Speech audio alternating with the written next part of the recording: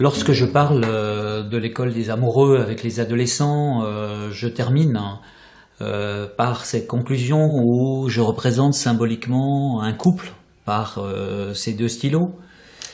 Et je lui explique que la première étape, c'est que chacun se mette vraiment au centre de sa vie.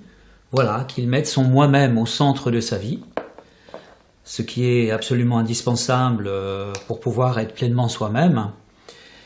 Et ensuite, donc le couple va regarder ensemble dans la même direction et avancer dans cette direction ensemble. Le couple, ça n'est pas deux personnes qui s'appuient l'un sur l'autre, puisque en s'appuyant l'un sur l'autre, à aucun moment donné, ils ne pourront remettre en cause certaines attitudes qui vont poser difficulté à leur couple.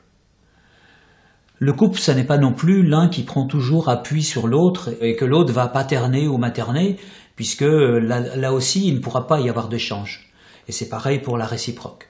Donc chacun doit pouvoir se prendre pleinement en charge. Le couple, c'est réellement ces deux personnes qui avancent ensemble dans la même direction, en trouvant la juste distance affective. Si jamais les personnes sont en relation fusionnelle, ils se perdent l'un dans l'autre, il aurait impossible de trouver l'être unique qui sommeille en chacun d'eux et de devenir pleinement adulte. Ce n'est pas non plus être très loin l'un de l'autre parce que voilà, il devient impossible de partager au niveau affectif et amoureux. Donc il s'agit chaque jour, en avançant, d'ajuster, de trouver cette juste distance affective.